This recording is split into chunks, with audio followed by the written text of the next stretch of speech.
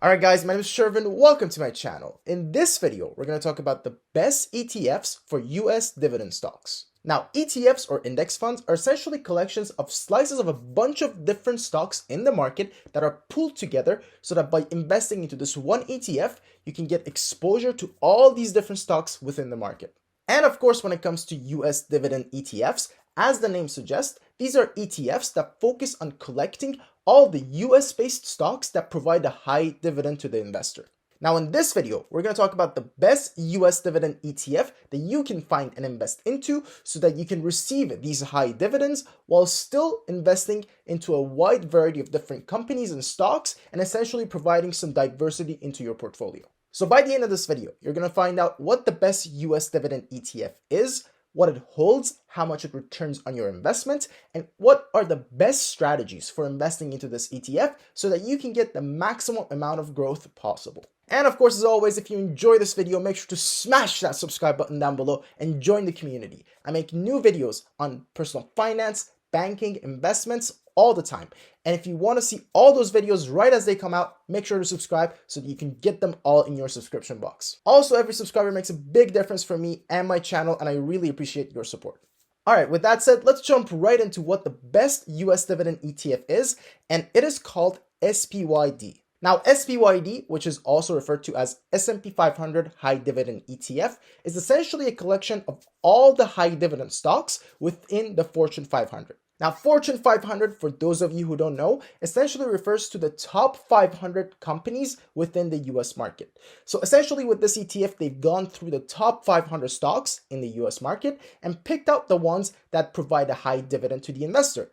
This makes up about 76 companies at the time of recording this. This might change from time to time, but right now this includes 76 different companies. Now, a great feature of SPYD is that it is extremely diverse across all sectors, whether it's financial corporations, utility companies, real estates, energy companies, etc. Now, the top holdings of this index fund includes the likes of Baker Hughes, Comerica, Marathon Petroleum, M&T Bank, People's United Financials, KeyCorp, and etc. But now let's talk about the numbers, shall we? Now, this ETF provides a generous 3.77% yearly dividend rate paid out quarterly. But keep in mind, this ETF comes with a 0.07% management fee, which means that your net dividend yield is actually 3.7%. Now, the best way you can compound and maximize your growth is by setting up automatic reinvestments of your dividends by setting up a DRIP on your investment. Now, DRIP, for those of you who don't know, stands for Dividend Reinvestment Plan, and it is essentially a plan where all your dividends are reinvested as more shares of the same stock or ETF.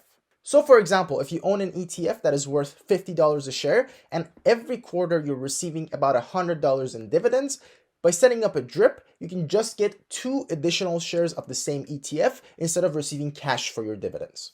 Now, there are 2 main benefits of setting up a DRIP on your investments. Number 1 is that you automatically reinvest all your dividends without you having to do anything manually. So you get to achieve that compound growth over a long period of time without you having to put that much effort into it.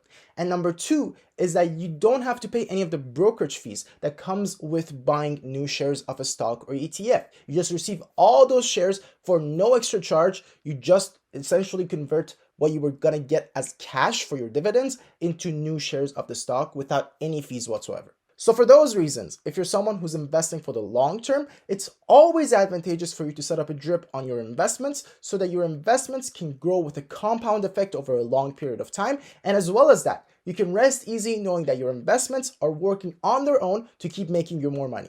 Now, in order to know how many shares of an ETF or a stock you need in order to qualify for a DRIP, you just need enough so that every time you're receiving your dividends, you're receiving enough cash that you will be able to buy an additional share of the same stock or ETF once more.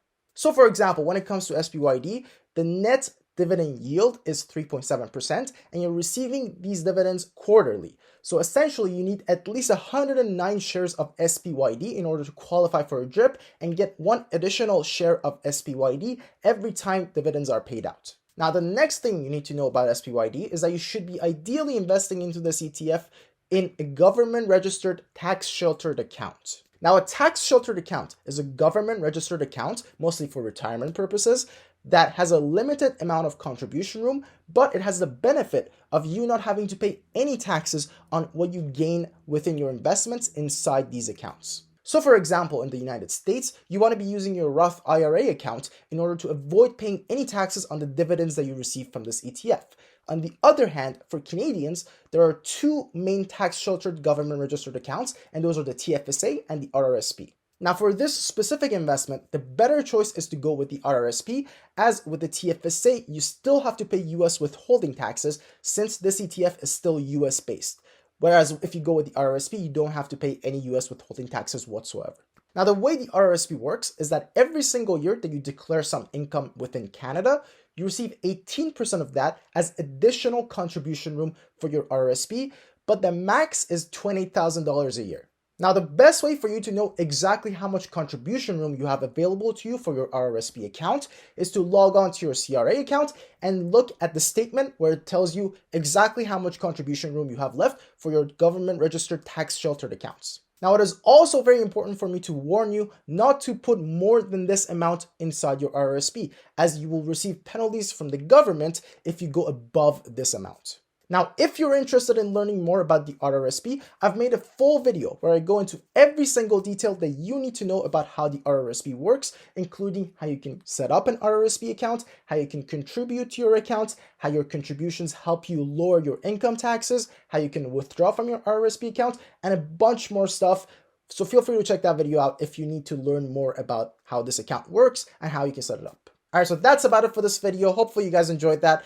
As always, if you have any questions about any of the stuff that we talked about in this video, feel free to let me know in the comment sections down below. I always respond to every single question that comes in. And with that said, thank you guys so much for watching. And as always, I'll see you in the next one. Cheers.